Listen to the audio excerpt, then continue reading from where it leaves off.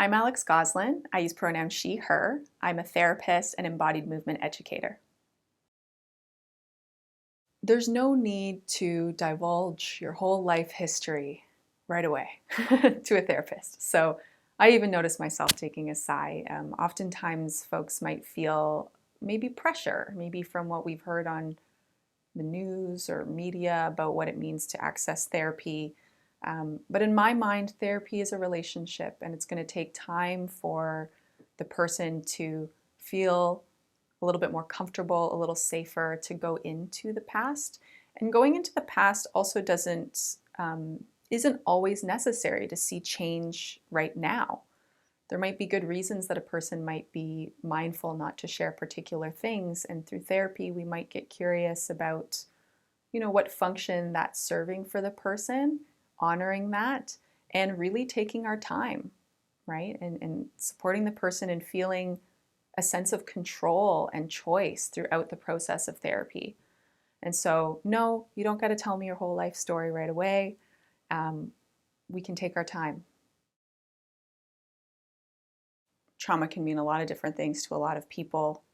Sometimes it's like a state-specific event. And for others, it's repeated stress over time, whether that be interpersonal stress or oppression based on maybe social conditions or things like that. And so I do enjoy working with folks who have some experience with trauma somewhere on that spectrum. And the way I work with that is through the lens of understanding that sometimes when we experience a stress, it's like it's too much, too soon, too fast for our nervous system. Right? And so the body then begins to adapt to that stress in a particular way.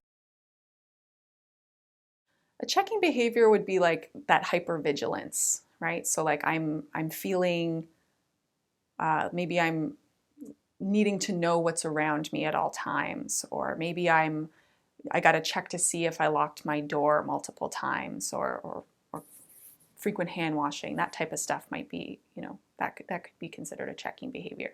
I think it's really important too to validate what purpose and function these, adaptations to stress and trauma might be serving for the person. And I'm always intentional about holding some space for that. Those same behaviors, whether it be perfectionism or checking behaviors or whatever it is, are serving a particular function that allowed that person to get through that stress.